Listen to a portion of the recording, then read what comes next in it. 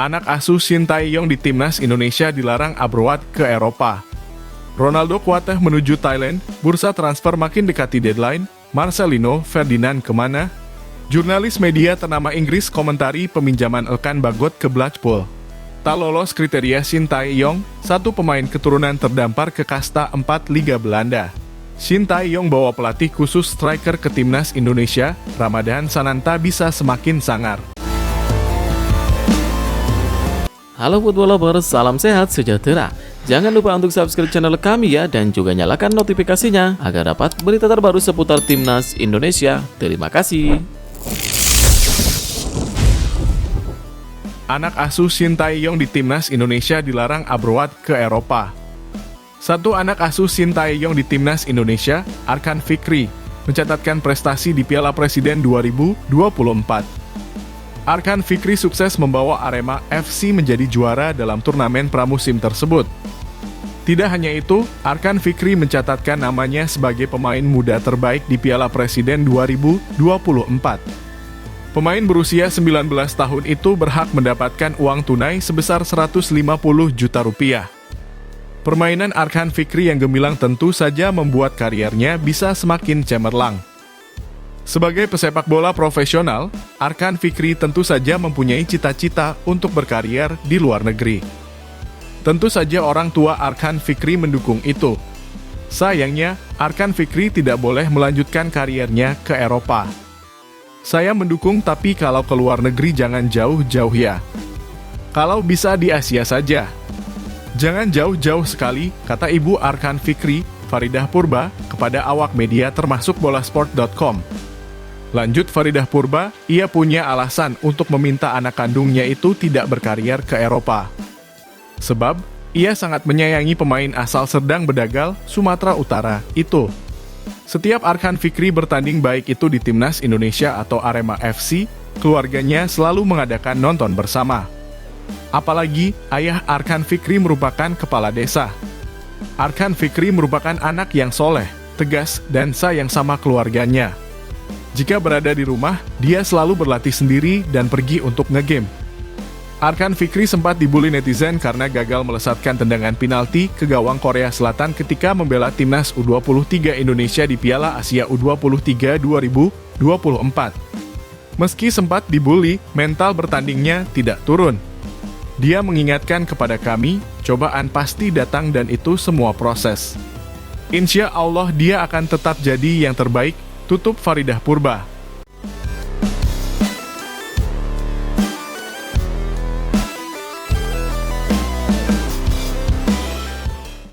Ronaldo kuatah menuju Thailand, bursa transfer makin dekati deadline, Marcelino Ferdinand kemana?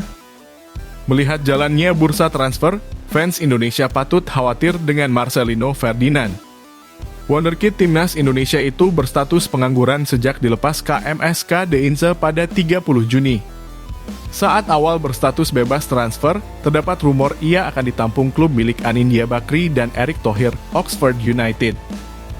Namun hingga 3 hari menjelang dimulainya divisi Championship, Oxford tak menunjukkan tanda-tanda merekrut Marcelino. Di sisi lain, sejumlah peristiwa di bursa transfer tampak menyudutkan Marcelino. Rekan satu timnya di KMSK Deinze dari Singapura, Ilhan Fandi, sudah mendapatkan klub baru. Ilhan Fandi punya catatan lebih parah di Liga Belgia dibanding Marcelino, yaitu hanya satu penampilan selama 1,5 tahun. Nyatanya hal itu tak membuat resah klub raksasa Thailand BG Pathum United yang menampungnya untuk musim 2024-25. Rekan satu angkatan di timnas U20, Ronaldo kuatah, diumumkan bergabung klub Thailand lainnya, Muang Thong United. Sama seperti Ilhan, Ronaldo kuatah juga baru saja menjalani pengalaman Eropa yang menyedihkan. Ia sama sekali tak bermain untuk Bodrumspor di Liga Turki dalam 1,5 tahun, bahkan lebih sering berkutat cedera. Marcelino sebagai pemain yang mengoleksi 7 penampilan dan 1 gol di KMSK Deinze, serta sederet performa mengilap untuk Garuda, semestinya lebih mudah mencari klub baru. Pemain 19 tahun itu harus bergegas lantaran bursa transfer Eropa akan ditutup bulan ini. ESPN FC melansir mayoritas kompetisi Eropa akan ditutup lebih cepat pada Jumat, 30 Agustus mendatang. Keuntungan sebagai pemain pengangguran, Marcelino bisa didaftarkan klub baru setelah melewati tanggal tersebut. Namun tentu saja ia tak mau tertinggal terlalu jauh dalam hal match fitness dan pemahaman taktik jika bergabung saat kompetisi dimulai. Sebagai pengingat pula, bursa transfer Liga 1 2024-5 akan ditutup pada 13 Agustus. Jadi musim ini mau kemana, Marcelino?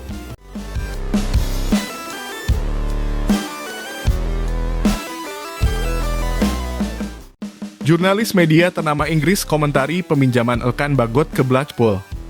Menurutnya, peminjaman Elkan Bagot ini lebih masuk akal dari kesepakatan sebelumnya.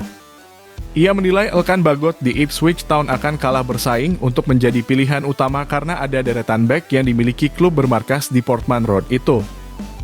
Setelah kedatangan Jacob Graves dari Hull, pemain berusia 21 tahun itu sekarang mungkin menjadi bek tengah pilihan ke-6 dengan Luke Woolfenden, Cameron Burgess, George Edmundson, dan Axel Tuanzebe juga secara realistis berada di depannya dalam urutan kekuasaan. Tulis pria yang menjabat sebagai editor olahraga BBC Radio Suffolk itu. Ia menilai akan menyenangkan melihat Elkan Bagot berperan untuk Blackpool FC mencapai promosi ke Championship kasta kedua. Elkan Bagot diharapkan mendapatkan manfaat dari tekanan yang menyertai untuk mencapai tujuan promosi tersebut. Saya kira skenario yang sempurna dari sudut pandang Town adalah ia tampil gemilang di Bloomfield Road dan mungkin memperoleh kesempatan pindah sementara ke tim lapis kedua pada bulan Januari ketika Town memiliki opsi untuk memanggilnya kembali. Tulisnya, Elkan Bagot dipinjam Blackpool FC dengan durasi 1 musim. Akan tetapi sebagai bagian dari kesempatan, Ipswich Town memiliki opsi untuk memanggil kembali Elkan dari masa peminjamannya selama jendela transfer Januari. Elkan Bagot sendiri antusias menatap kariernya bersama Blackpool. Ia ingin berperan dalam kesuksesan Blackpool musim ini.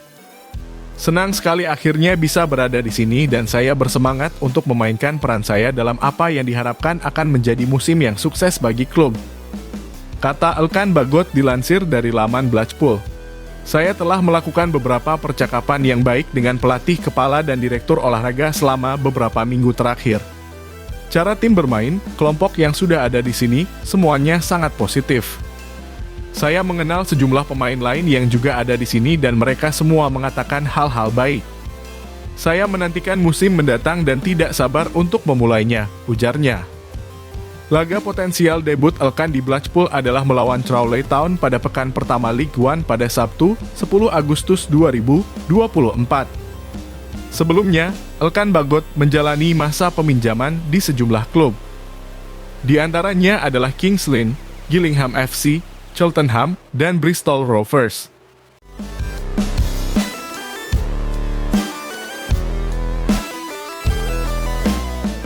Ronaldo Kuatah gabung Muang Thong, ada sesama lulusan Madura United dan bekas pemain Liverpool. Ronaldo Kuatah bergabung di liga yang ramah pemain Asia Tenggara sekaligus memiliki pelatih dan pemain top. Pemain berusia 19 tahun itu membutuhkan klub yang tepat untuk mengembalikan laju karier. Putra Roberto Kuatah sempat merekah sebagai wonderkid di timnas U20 Indonesia bersama Marcelino Ferdinand. Ia juga sempat tampil reguler bersama Madura United di Liga 1.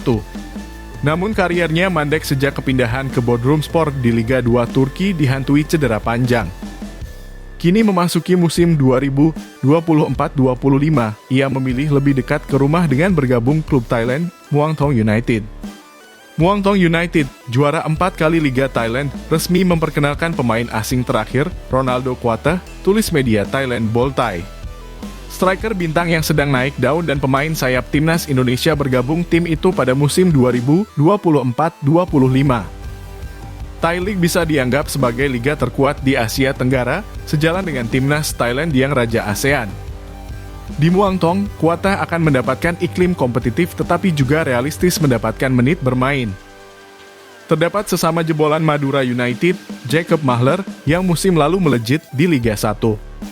Jacob Mahler membawa Madura United menjadi runner-up Liga 1 Championship dengan posisi hybrid gelandang dan bek tengah. Periode Mahler di Madura tak bersamaan dengan Ronaldo, tetapi keduanya bisa membicarakan sate atau warung Madura di Muang Thong. Ada pula Ali Cissokho, bek asal Prancis yang sempat menjadi wonderkid Eropa pada masanya. Ia mengorbit di Lyon, sempat bermain untuk Liverpool semasa Brendan Rodgers, dan 3 musim terakhir merumput di Thailand. Selain itu, Muang Thong juga punya nama besar lain seperti Tristan Du, Sponwit Rakyat, hingga Poramet Artvirai.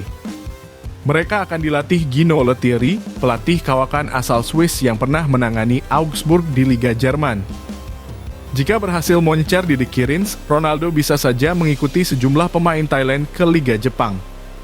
Saat ini, Muang Thong juga sedang meminjamkan pemainnya Akanipanya ke klub J-League, Urawa Red Diamonds.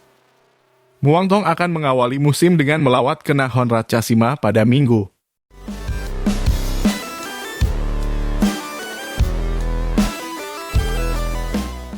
Tak lolos kriteria Shin Tae-yong, satu pemain keturunan terdampar ke kasta 4 Liga Belanda. Zico sebenarnya masuk dalam pemain yang menghadiri seleksi untuk timnas U20 Indonesia sebagai persiapan jelang Piala Dunia U20 2023. Saat itu dia bersama Ivar Jenner, Justin Hubner, dan Rafael Struijk mendapatkan pantauan langsung dari Shin Tae-yong. Shin sebagai sosok yang detail benar-benar memperhatikan potensi pemain masa depan timnas tersebut. Hasilnya, hanya Ivar, Hubner, dan Struijk yang lolos seleksi sesuai kriteria Shin. Sementara itu, Zico akhirnya dicoret dan berkasnya tidak dilanjutkan menjadi WNI. 3 nama lain melewati semua proses dan mereka saat ini sudah jadi andalan di timnas Indonesia. Terbaru, Zico Sore diresmikan oleh DVS 33. Dia dikontrak oleh klub tersebut selama 1 musim. Sebelum mendapatkan tawaran ini, Zico bermain untuk Willem II Youth. Komite teknis telah mencapai kesepakatan dengan Zico Sore tentang 1 musim di DVS 33 Ermelo. Pemain berusia 21 tahun asal Zwolle ini telah mengikuti pelatihan PEC Zwolle dan musim lalu bermain untuk Jong Willem II di Tilburg. Dengan kedatangannya di Yellow Blacks, Sore berharap untuk tetap berada di klub-klub di sepak bola profesional, bunyi rilis di laman resmi DVS 33 Ermelo. Menariknya, perkenalan Zico oleh klub barunya tersebut dilengkapi dengan ornamen Indonesia. Pihak klub juga menyambut supporter Indonesia yang hadir di laman Instagram resmi mereka.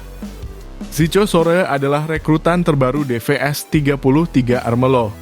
Striker Indonesia berusia 21 tahun ini didatangkan dari Jong Willem II. Selamat datang.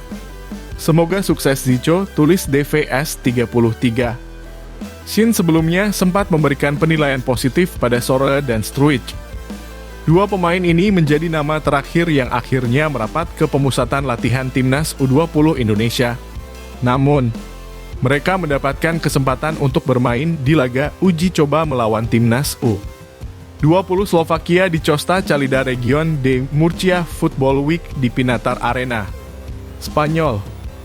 Pada akhirnya hanya Struijk, Hubner, dan Ivar yang lolos dan mereka sukses mendapatkan tempat utama di skuad Garuda hingga saat ini.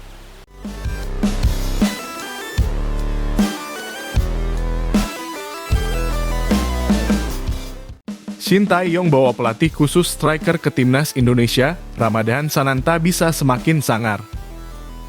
3 gol dicetak oleh Ramadhan Sananta dalam turnamen pramusim tersebut. Sejatinya, ada 2 pemain lagi yang juga mencetak 3 gol yakni Lokolingoy Arema FC dan Leo Gaucho Borneo FC. Ramadhan Sananta terpilih menjadi top skor karena berhasil mencetak 3 gol dalam waktu tercepat dari kedua pesaingnya itu.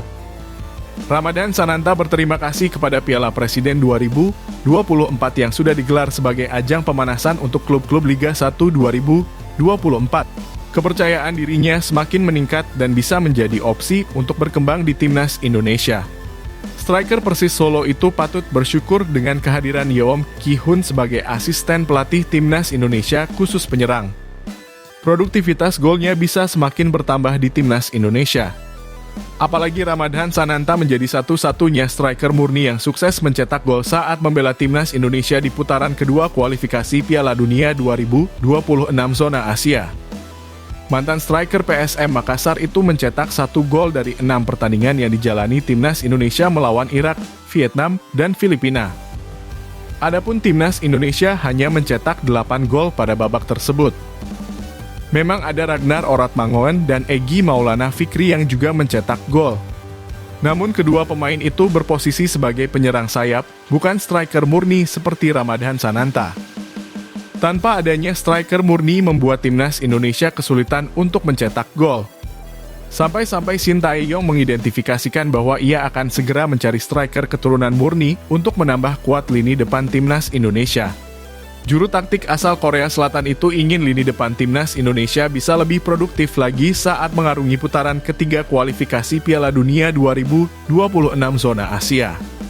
Timnas Indonesia tergabung ke dalam grup C bersama Australia, Jepang, Arab Saudi, Bahrain, dan Cina. Ramadhan Sananta memang sudah tidak dipanggil Shin Tae-yong saat timnas Indonesia menjalani 2 laga terakhir melawan Irak dan Filipina. Namun, kesuksesannya di Piala Presiden 2024 bisa membuatnya dilirik lagi oleh Shin Tae-yong. Ramadhan Sananta menyadari bahwa sangat berat untuk masuk ke timnas Indonesia. Namun, mantan pemain Persikabo 1973 itu tidak menyerah dan terus berusaha semaksimal mungkin. Saya harus kerja keras lagi karena ini memang suatu langkah yang bagus buat saya. Sedangkan saya sebagai pemain muda harus lebih ekstra di klub dan timnas Indonesia, kata Ramadhan Sananta. Ramadhan Sananta belum tahu apakah dirinya akan dipanggil lagi sama Shin Tae-yong atau tidak. Meski begitu, penyerang berusia 21 tahun itu selalu siap apabila dipanggil Shin Tae-yong. Persiapan saya baik. Kalau dipanggil lagi, saya harus berikan yang terbaik, kata Ramadhan Sananta.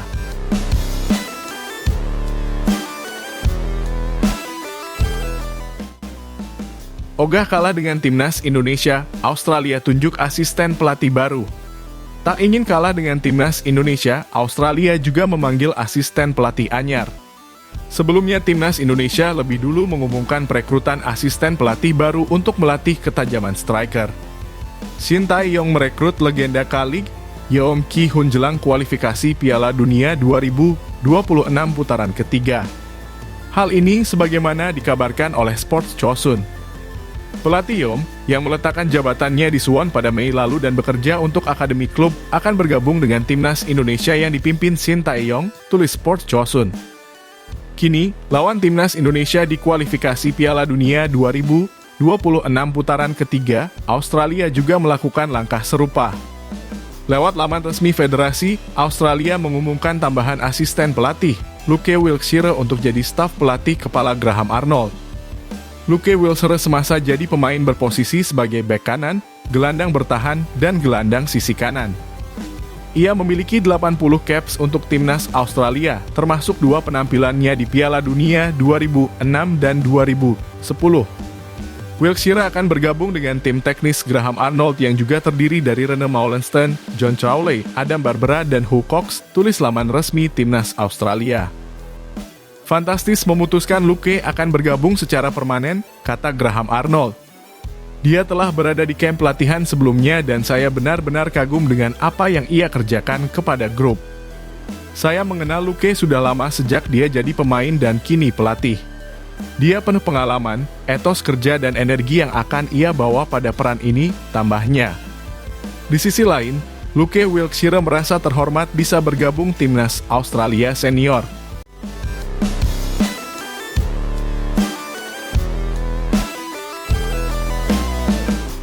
Terang-terangan, petinggi FAM berharap Malaysia tiru timnas Indonesia.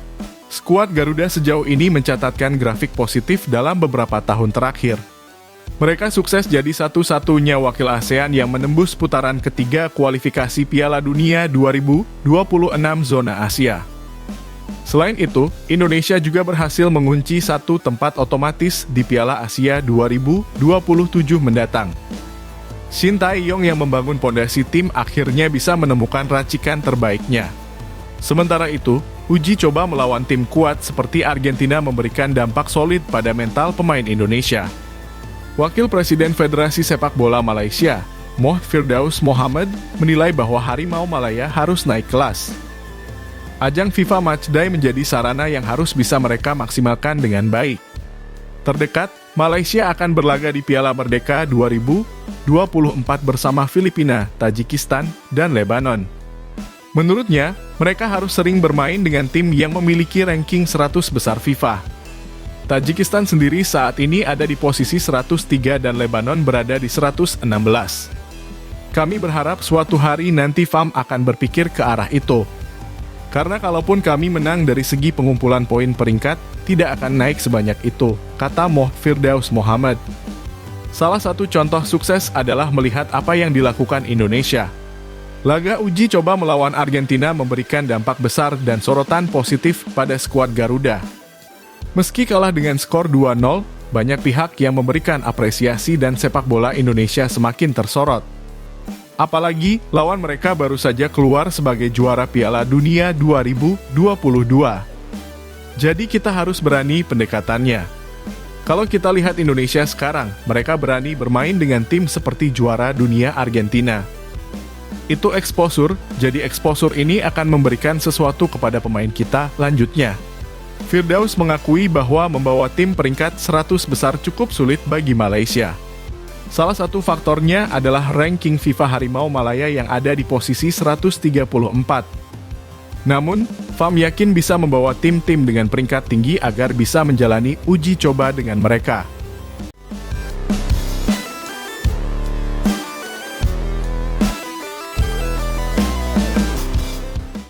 Anak asuh Shin Tae-yong di Timnas Indonesia dilarang abroad ke Eropa.